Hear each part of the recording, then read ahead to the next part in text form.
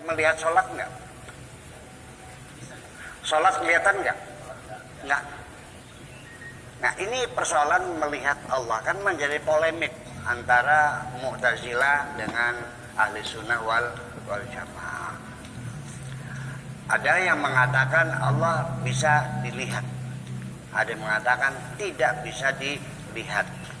Yang melihat juga berbeda pendapat, ada melihat dengan basar dan ada melihat dengan basirah. Kalau basar itu mata kepala, kalau basirah mata hati. Ada yang itu. Nah, masing-masing punya dalil wujuhu yawma idzin nazirah ila rabbiha nadirah. Ini Al-Quran, nanti wajah kita bisa melihat Tuhan. Saya tidak mau menyalahkan siapapun. Saya dalam memberikan ceramah, saya menghindar dan saya tidak suka, tidak etis menyalahkan siapapun. Ya, malah saya kalau bisa mendekatkan dua orang yang beda pendapat. Gimana pendapat yang bisa mempersatukan? Begini saja. Kalau engkau meyakini bisa melihat Tuhan, silahkan yakinilah dan mintalah berdoa pada Tuhan supaya Anda bisa melihat Tuhan. Yang bisa tidak bisa melihat Tuhan, yang penting ada meyakini ada Tuhan. Dilihat dan tidak dilihat tidak penting bagi kita. Betul nggak?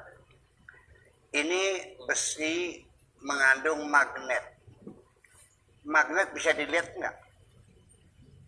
Kita taruh besi ke tempat medan magnet tadi, dia ketarik.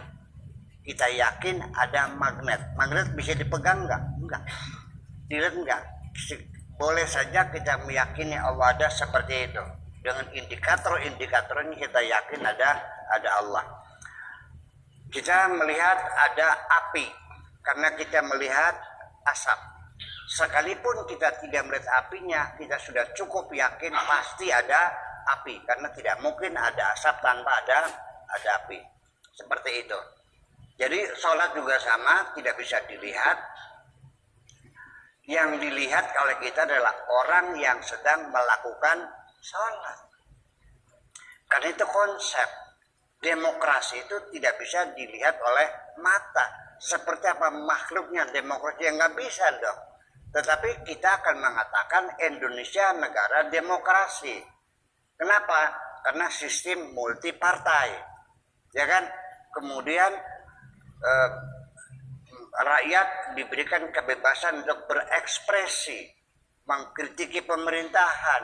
Ya kita kalau lihat di YouTube kadang-kadang setengah ngeri juga, gitu kan? Tapi nggak ditangkap kan, nggak kan? Oh kalau begitu kita demokrasi dong, ya kan begitu?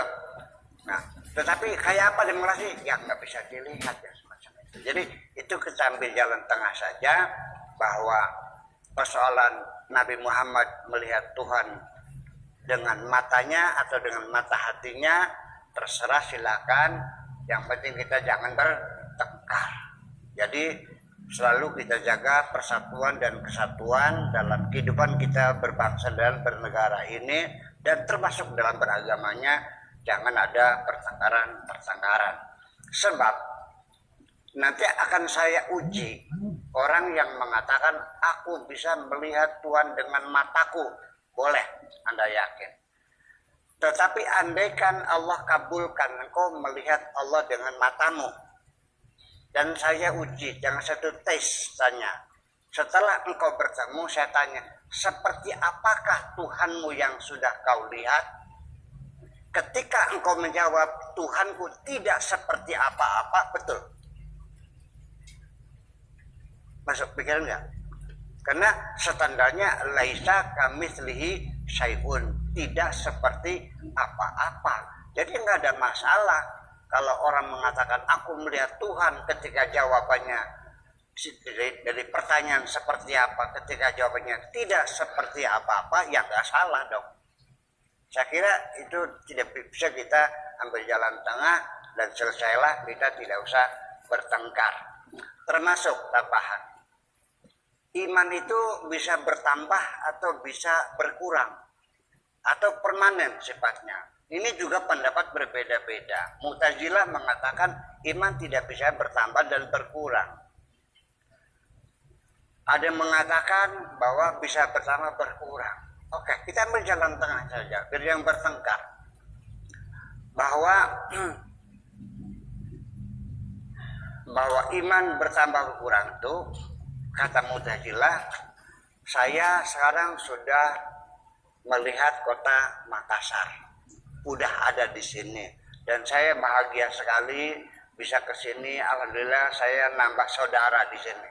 Ya, saya bahagia sekali. Nah, setelah saya pulang, setelah 10 tahun kemudian, mungkin nggak saya meragukan Makassar itu ada nggak ya? Nggak mungkin kan? Jadi keyakinan, keimanan tidak mungkin akan berkurang.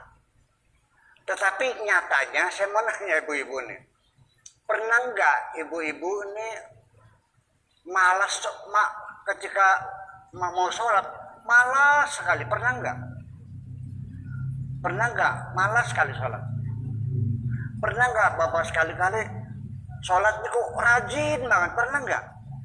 Nah, itu sesungguhnya kita sebutkan ketika kita sedang malas sholat, berarti keimanan kita sedang menurun. Kalau kita sedang bersemangat, keimanan sedang naik. Ada gejalanya. Tetapi saya ingin katakan bahwa sebetulnya betul iman tidak bertambah dan berkurang. Karena dia adalah sinar, ya, sinar. Tetapi ketika bohlam itu sering kena kotoran, bohlam ini sering kena kotoran, maka terjadilah sinarnya menjadi redup.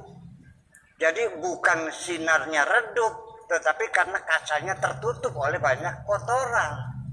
Nah, makanya itulah sholat 5 waktu inilah sebagai alat untuk membersihkan kaca hati kita itu supaya tetap cemerlang semacam itu. Jadi teori bertambah dan bagaimana adalah sebenarnya sangat relatif sekali.